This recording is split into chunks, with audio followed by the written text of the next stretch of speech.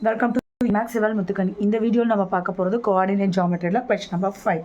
Find the ratio in which the line segment joining A 1, minus 5 and B minus 4, 5 is divided by x-axis. Also find the coordinates of the point of division. So என்ன பண்ணுறோம் அப்படின்னா இதில் போன ப்ராப்ளமில் போட்ட அதே தான் பண்ண போகிறோம். இதில் ஒரே ஒரு க்ளூ என்னென்னா பை எக்ஸ் ஆக்சஸ் அப்படின்னு சொல்லிட்டாங்க. ஸோ எக்ஸ் ஆக்சஸ் தான் இந்த லைன் செக்மெண்ட்டையே டிவைட் பண்ணுதான். அப்போ எக்ஸ் ஆக்சஸில் தான் நம்ம கண்டுபிடிக்க வேண்டிய பாயிண்ட் இருந்திருக்கும். அந்த பாயிண்ட்டை அப்போ நம்ம என்ன சொல்லணும், ஒரு நம்பர் வந்து எக்ஸ் ஆக்சஸில் தான் இருக்குது அப்படின்னு சொன்னால் என்ன அர்த்தம், எக்ஸுக்கு வேல்யூ இருக்கும், ஒய்யோட வேல்யூ 0வாக இருந்தால் தான் அந்த லைன் வந்து எக்ஸ் ஆக்சஸ் மேலேயே இருக்கும், ஆன் எக்ஸ் ஆக்சஸ் அப்படின்னா அது மேலேயே இருக்கும். அப்போ நம்ம இப்போ கம்பேர் பண்ணும்போது ஒய்யை வந்து 0ன்னு வச்சு கம்பேர் பண்ணணும். அவ்வளோதான். அதே செக்ஷன் ஃபார்முலா தான். செக்ஷன் ஃபார்முலா எப்படி எழுதணும், 1 2 + 2 1 ஞாபகம் வச்சுக்கிறதுக்கு சொல்லியிருக்கேன். கீழே m1 + m2.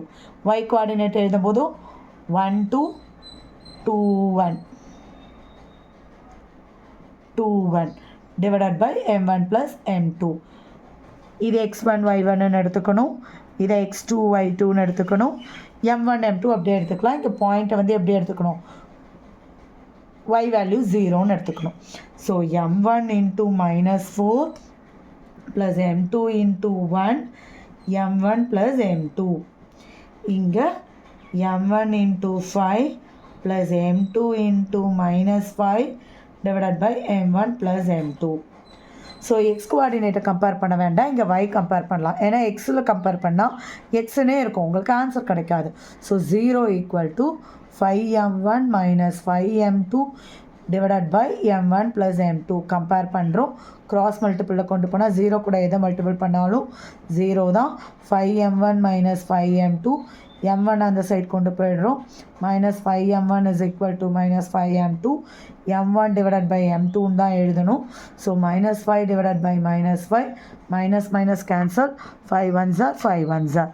So m1 = m2 = 1:1. So ratio கண்டுபிடிச்சிட்டோம். ஆல்சோ ஃபைண்ட் த கோஆர்டினேட்ஸ்ன்னு கேட்டிருக்காங்க. கோஆர்டினேட்டில் ஒய் கோஆர்டினேட் கண்டிப்பாக 0 தான், எக்ஸ் கோஆர்டினேட் கண்டுபிடிக்கணும்ல. அப்போ -4m1 + m2 divided by m1 + m2 = x. இப்போது m1 m2ஓட வேல்யூக்கு பதில் 1 1ன்னு சப்ஸ்டியூட் பண்ணணும். 4 × 1 + 1 டிவைடட் பை 1 + 1 = x. அப்போது -4 + 1 divided by 2 x -3 divided by 2 cut பண்ணால் -1.5. ஸோ இதை வந்து -3 டிவைடட் பை 2, 0ன்னு எழுதலாம். அவ்வளோதான்.